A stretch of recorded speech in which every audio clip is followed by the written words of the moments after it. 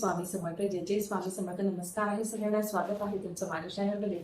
आज मी तुमच्यासाठी घेऊन आलेली आहे एक नवीन व्हिडिओ एका नवीन सेवेसोबत. आजचा आपला विषय आहे की नारळी पौर्णिमा आहे गुरुवार 27 ऑगस्ट 2026 वार गुरुवार रोजी आहे. 9:08 सकाळी पौर्णिमा लागणार आहे आणि शुक्रवारी म्हणजे 28 तारखेला ती 9:47 संपणार आहे. तर नारळी पौर्णिमेच्या दिवशी म्हणजे गुरुवारी आपल्याला लक्ष्मी प्राप्तीच्या काही सेवा करायच्या आहेत, कुळदेवीच्या काही सेवा करायच्या आहेत. तर त्या कोणत्या त्याबद्दल आज मी तुम्हाला सांगणार आहे. तर व्हिडिओ जर आवडला तर व्हिडिओला लाईक करा, शेअर करा आणि सबस्क्राईब करायला विसरू नका. तर व्हिडिओला सुरुवात करूया. तर नारळी पौर्णिमा हा अगदी श्रावण महिन्यामध्ये आलेला अगदी पवित्र दिवस आहे. जसा श्रावण पूर्ण पवित्र दिवस आहे, त्यामधला अतिशय महत्वाचा दिवस तो म्हणजे नारळी पौर्णिमा. त्या दिवशी आपल्याला भरपूर काही सेवा करायच्या, ज्या आपल्या सेवा सुरू आहेत त्या तर करायच्याच आहेत, पण त्यासोबत आपल्याला आपल्या कुलदेवीच्या आणि माता लक्ष्मीचा सुद्धा सेवा करायच्या आहेत.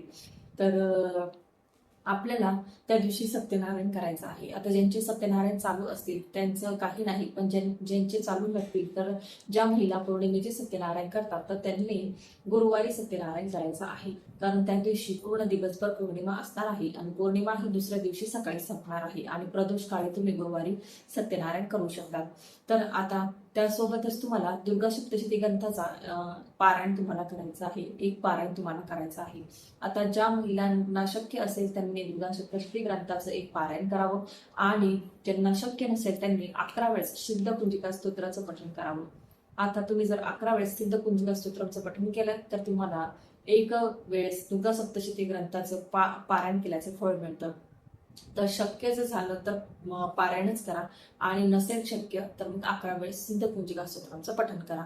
तर आता दुसरी आहे सेवा, ती म्हणजे कुंकुमार्चन. तर ही सुद्धा माता लक्ष्मीची अतिशय प्रभावशाली सेवा आहे. तर त्याच्यामुळे तुम्हाला कुंकुमार्चन करायचं आहे. तुमच्याकडे जर फोटो असेल किंवा मूर्ती असेल, नसेल तर सुपारी घ्यायची आणि माता लक्ष्मी स्वरूप तुम्हाला त्याचं कुंकुमार्चन करायचं आहे. आणि ते कुंकू तुम्हाला एखाद्या डबीत भरून ठेवायचं आणि जेव्हा तुम्ही एखाद्या चांगल्या कामासाठी जाणार तेव्हा ते कुंकू तुम्हाला लावायचं आहे. त्याच्यानंतर पुढचं आहे की तुम्हाला महालक्ष्मी अष्टकचं ध्यान करायचं आहे 16 वेळेस. तर एक तुमची इच्छा असेल तुम्ही 1, 3, 5, 7 करू शकता, पण 16 वेळेस ते केलं तर अतिशय उत्तम.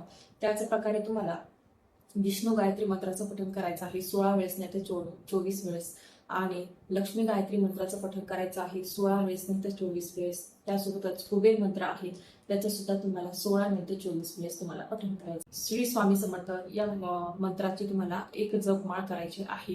तर ह्या तुम्हाला ज्या काही मी सेवा सांगितल्या तर या सेवा तुम्हाला करायच्या आहेत.